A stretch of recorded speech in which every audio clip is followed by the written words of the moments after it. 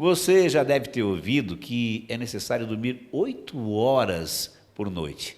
Será que isso é uma comprovação científica ou é senso comum? Nós viemos a uma clínica do sono para saber esta resposta. Doutora Paula, é realmente verdade que nós precisamos de 8 horas de sono ou não? Na verdade, assim, ó, estudos comprovam, né, que o adulto ele precisa dormir de 8 a 9 horas por dia para conseguir passar por todos os estagiamentos do sono. Mas tem pacientes que dormem 6 horas, né, 5 horas, 4 horas, né? Então, se estiver dormindo abaixo de 6 horas, já aí a gente tem que começar, né, entrar numa investigação ali, porque pode acarretar alguns problemas para a saúde, tá? Então, o normal seria de 8 a 9 horas por dia, mas ali até 6 horas, né, ainda estamos ali numa fase que não vai comprometer tanto o paciente, tá? O que acarreta, assim, se a pessoa não estiver dormindo o necessário? Geralmente, né, a gente tem as fases do sono, né? Então, nós temos 4 fases do sono. E as fases finais, a última fase é a fase mais importante, que é a fase do sono profundo, a fase do sono REM. Então, é nessa fase que ocorrem as reposições hormonais. Então, tudo que a gente gasta durante o dia é reposto à noite, tá? E é na última fase que isso acontece. Então, geralmente, o paciente, ele vai dormir, só que ele não chega na última fase do sono. Isso vai comprometer a reposição hormonal dele. Tudo que ele perdeu durante o dia, ele não vai conseguir repor à noite, né? Porque ele não conseguiu chegar até a última fase, que é a fase do sono REM, né? É a fase do sono reparador, que nós chamamos, tá? Este é o sono mais profundo. Sono mais profundo. Então, por exemplo, se ele faz ali um número menor, né, do que o necessário de sono, então a hora que ele entra no sono mais profundo é a hora que ele acorda. É essa hora que a gente não quer acordar. Assim que você acorda, eu queria dormir mais. É porque você está no sono profundo? Não necessariamente, tá? Quando isso acontece de manhã, né, a gente fala que o último sono da manhã, né, às 6 da manhã ali, é o sono mais gostoso, né? E exatamente, sim, também. Só que a gente percorre por todas essas fases, no mínimo, assim, 4 vezes, né? Então, aí, cada fase, ela tem um tempo a percorrer. Então, na primeira fase, eu tenho um tempo de 40 minutos. Na segunda fase também, né, de 30 a 35 minutos. Na terceira, mais 40 minutos. Na última fase, a gente tem ali de 40 a 45 minutos também. Depois que chegamos nessa fase, a gente volta de novo para a primeira fase e continua todo a mesma coisa, né? Então, a gente precisa percorrer por todas as fases até, no mínimo, umas 4 vezes, tá? E essas fases elas acontecem se o sono é contínuo, porque eu quero perguntar, por exemplo, há pessoas que acordam ao longo da noite 2, 3 vezes. Então, conta-se que essa pessoa dormiu, por exemplo, 8 horas na noite, se ela acordou, mesmo que seja por um pequeno instante, para ir no banheiro, para tomar uma água, conta aí o sono, ele soma ali ou não? Olha, geralmente tem muitas pessoas mesmo que elas despertam, né? Tem vários despertares durante a noite. Esses despertares influenciam diretamente, tá? Nos ciclos, né? E nas fases do sono. Então, se eu fico acordando de 2 em 2 horas, é sinal de que não tem alguma coisa errada, tá? Então, ou pode estar sofrendo por algum distúrbio do sono, né? Porque não é normal a gente ficar despertando à noite, tá? Geralmente está associado muito a esses micro despertares que nós chamamos a apneia obstrutiva do sono. Então, quando eu vou chegando lá na última fase, eu paro de respirar e aí eu volto de novo para a primeira fase. Tem pacientes que eles acordam, aí vão no banheiro com a desculpa de às vezes vem pacientes no consultório falando assim: doutora, eu acordo muito para ir no banheiro. Na verdade, não é, né? Que ele acorda para ir no banheiro, a vontade de urinar, né? Não é essa. Então, ele acorda por um fator, né? Que talvez ele não saiba e muitas pessoas não comentam sobre isso. Então, ele para de respirar, aí acorda, desperta e aí vai ao banheiro, tá? Quando a gente faz o tratamento da apneia obstrutiva do sono, o paciente ele dorme um sono só, que nós chamamos, né? Que é o necessário, tá? Para a saúde. Então, esses micro despertares, está acordando muito durante a noite, é um sinal de alerta já. Vamos só explicar, porque às vezes as pessoas não entendem o que é essa apneia obstrutiva do sono, o nome e sobrenome, né? É quando a pessoa está dormindo e de repente falta aquele ar, ela acorda como se estivesse sufocada sem ar, não é? É isso? Sim, sim.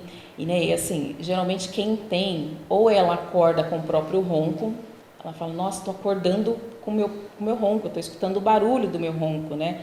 Ou às vezes também, quem relata muito é o parceiro, né? Então, o cônjuge, o marido, a esposa, que às vezes percebe, nossa, está roncando muito, né? Ai, não roncava, mas agora roncou, está começando a roncar. Então, essas paradas, né, respiratórias ali, elas acontecem na última fase do sono, por quê, Ney? Então, primeiro eu começo com o ronco, né? E o ronco geralmente ele está associado à apneia, né? Não sempre, mas se começou a roncar a gente precisa investigar, porque o ronco ele é a musculatura da garganta, aqui, ela obstrui um pouquinho, ela fecha por conta do relaxamento corporal. Então a gente está deitado ali, começamos a primeira fase do sono, entramos ali num sono superficial, a musculatura ela começa a relaxar e a musculatura da garganta ela vai diminuindo e estreitando o canal que nós temos da via aérea superior.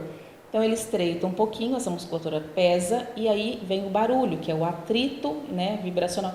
Ele começa, puxa o ar com mais força e aí dá o atrito porque está diminuído o espaço, que é um canal pequeno. Tá? E aí o paciente começa a roncar nessa fase. Na última fase do sono, é a fase do relaxamento total e reposições hormonais, né? O que acontece, Ney? O paciente ele para de respirar. Então, a musculatura da garganta ela obstrui totalmente esse canal, né? Então, ela fecha mesmo. O ar ele não entra e nem sai. O paciente ele fica ali em alguns segundos sem respirar, tá? E aí a gente chamado de apneia obstrutiva do sono a partir de 15 segundos sem respirar. Então, o paciente ficou abaixo de 15 segundos, ainda não é considerado uma apneia obstrutiva do sono, e sim somente uma hipopneia, que é essa diminuição da musculatura aqui, que estreita o canal da via aérea superior. Tá? Então, isso é a apneia obstrutiva do sono. Vou fazer uma pergunta de Silvio Santos aqui. Quem ronca mais, o homem ou a mulher?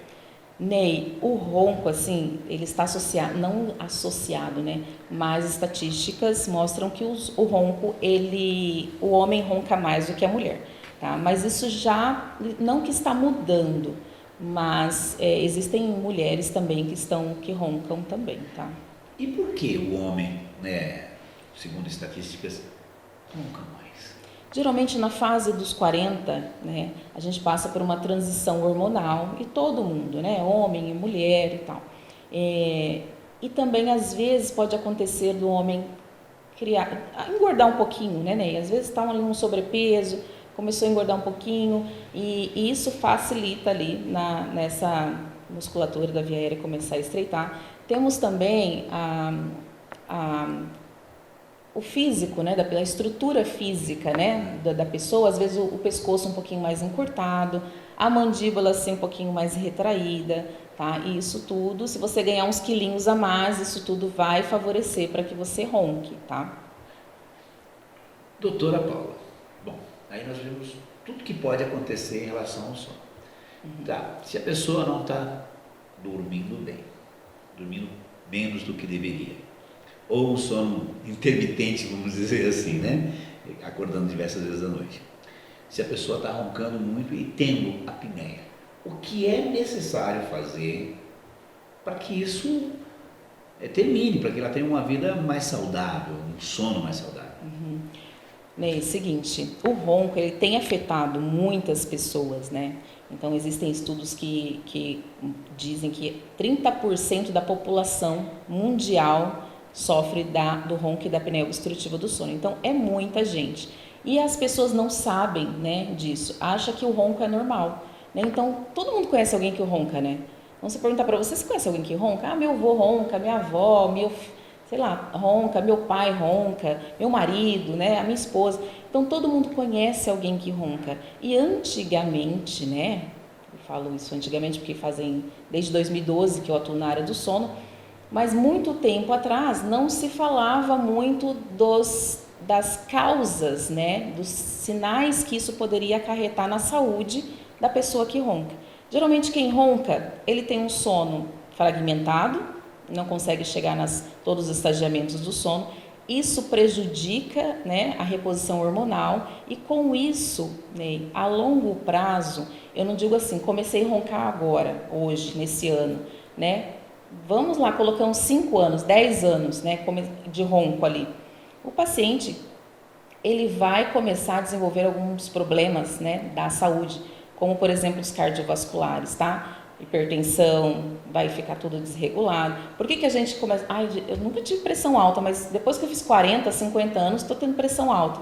Será que não é um ronco? Você está dormindo bem? Está repondo todos os hormônios ali, está chegando todos os estadiamentos do sono? Então, o sono, ele é muito importante, é saúde, né? Então, se eu não estou dormindo bem, não tem como eu ter um processo de envelhecimento normal, né? Não tem como envelhecer com uma qualidade, né? E assim, tem pessoas que não vê a hora de se aposentar. Aí quando se aposenta, aí vem com um monte de doenças, né? Problemas, tem que gastar o dinheiro para... Então, assim, existem um tratamento para o ronco hoje em dia. E além das doenças cardiovasculares, como a hipertensão, diabetes, né? O infarto também está associado, tá? Então, às vezes, o paciente começa com uma arritmia ali, e aí o coração ele começa a sobrecarregar. Por quê, né, que sobrecarrega o coração? Geralmente, quando eu paro de respirar, o coração ele começa a bombear mais fraquinho, porque ele entende assim, não preciso de tanta atividade aqui, porque o paciente não está respirando mesmo, né? O que acontece? A gente tem um centro respiratório lá no cérebro, e ele manda uma descarga, ele detecta e fala, opa, o paciente não está respirando, o coração está batendo mais fraquinho. O que ele faz? Ele manda uma descarga de noradrenalina para o coração dar uma arritmia, dar uma aceleradinha. E para quê? Para abrir a via aérea. Então, com isso, o paciente ele acorda, pode acordar com alguns engasgos, né? Ou o sono fica mais agitado, se bate muito na cama, tá? E são fatores ali que precisamos investigar nesse sentido, tá? E aí o que acontece? Sobrecarregando o coração, e tanto o coração quanto o cérebro, vão ocorrendo microlesões nos tecidos cardíacos e no cerebral, tá? No cardíaco, o que acontece com essas microlesões a longo tempo, né, com toda essa sobrecarga? O paciente ele pode infartar dormindo, né? A maioria dos infartos, se a gente for pegar, né, os estudos, o paciente ele infartou dormindo, tá? Tem uma relaçãozinha ali às 3 horas da manhã, tá? Então, por que às 3 horas? Porque ele dormiu, já está ali na última fase do sono, então sobrecarregando muito esse sistema, tá?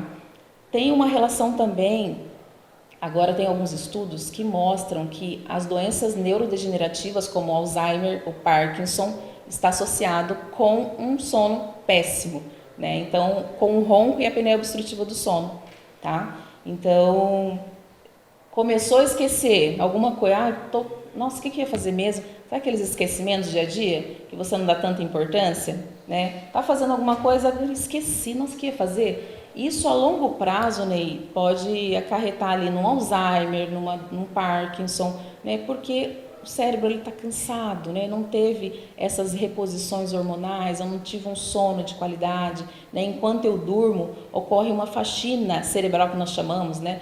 Então nós temos também sistemas linfáticos ali no cérebro que ele faz essa faxina, né, de reposição ali.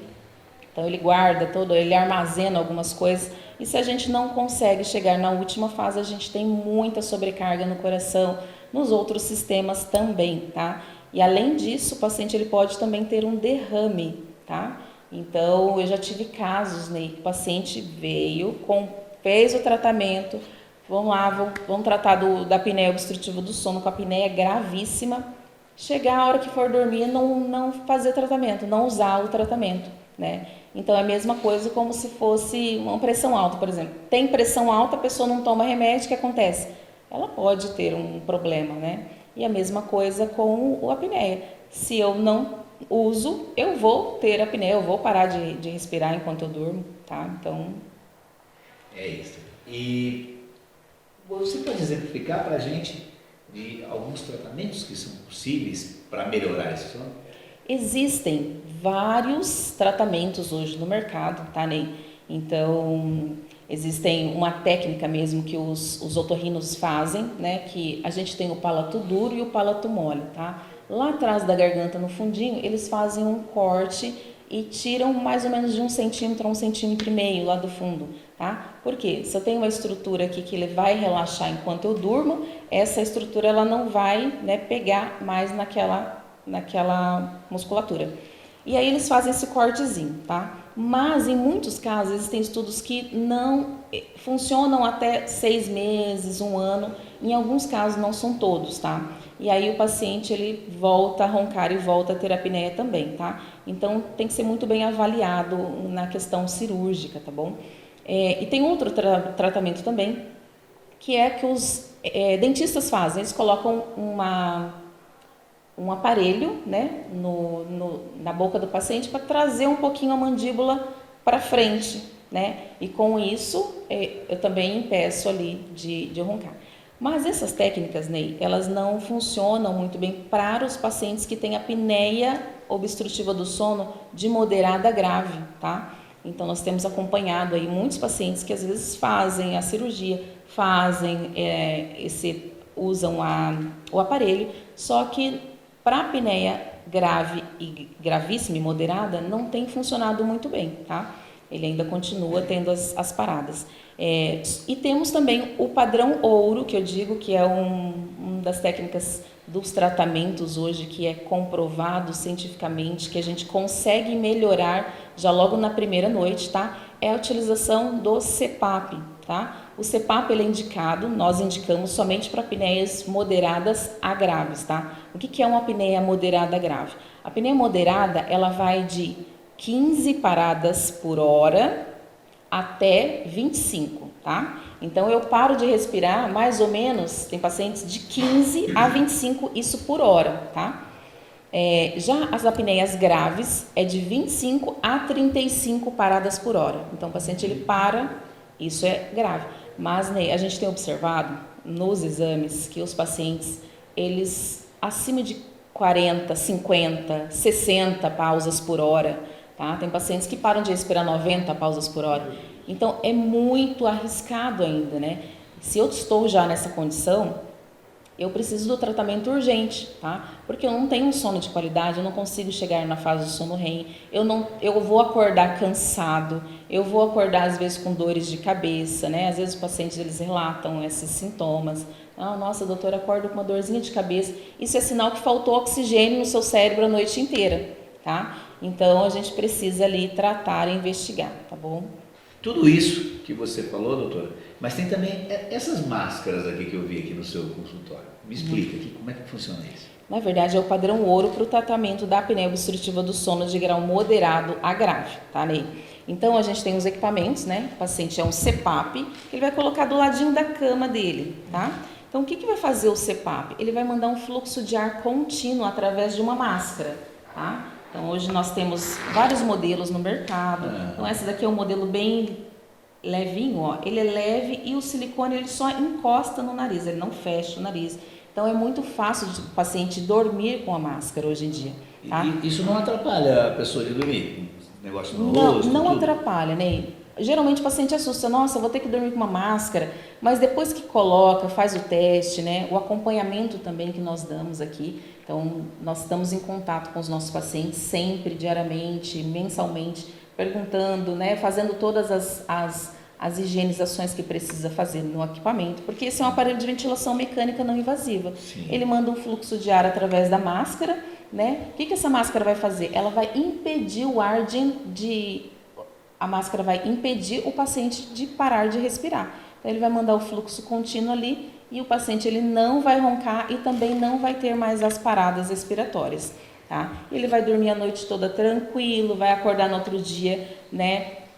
De bem com a vida, eu digo, porque ele vai ter mais exposição, tá? Vai conseguir realizar suas atividades cotidianas normalmente, sem impedimento algum, vai ter mais vontade de viver, de fazer exercício, atividade física, né? Porque o que a gente observa, os pacientes que têm apneia, eles estão sempre encostados, com sono, e aí dormem em qualquer lugar, não conseguem assistir uma televisão, um filme, sei lá, uma palestra, alguma coisa, não tem coragem de fazer uma viagem, né?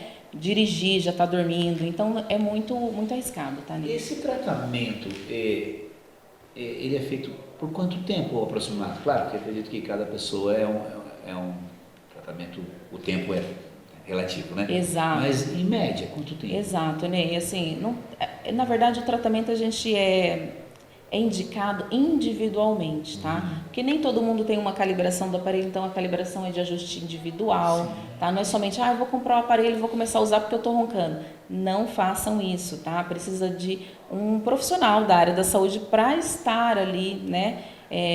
Te acompanhando durante o tratamento, né? Porque ele é um suporte ventilatório. Então, se ele estiver mal calibrado e mal ajustado, o paciente ele pode ter riscos também, tá? E o tempo, não tem um tempo adequado, né, Ney? Não tem como eu falar, em 1 ano você vai parar de roncar e não vai precisar mais do aparelho, tá? Tem pacientes que estão usando 5, 10 anos, tá? E estão muito bem, né? E há pacientes, por exemplo, que usaram por um tempo e não precisaram mais. Precisaram mais. Uhum. Então é isso que é interessante saber. Uhum. E aí a pessoa que está com esse problema deve, né, doutora, procurar um profissional o mais rápido possível. Precisa, né? Porque é sofrimento, né? É sofrimento tanto para a pessoa que ronca e para a pessoa que está do lado, às vezes o marido, a esposa ali também. E não é só o ronco, né? Tem as outras situações ali que ocorrem no corpo, né? O estresse ali diário, né? Que a pessoa está sofrendo e pode acarretar em problemas sérios da saúde. Então, a apneia obstrutiva do sono deve ser tratada com urgência até.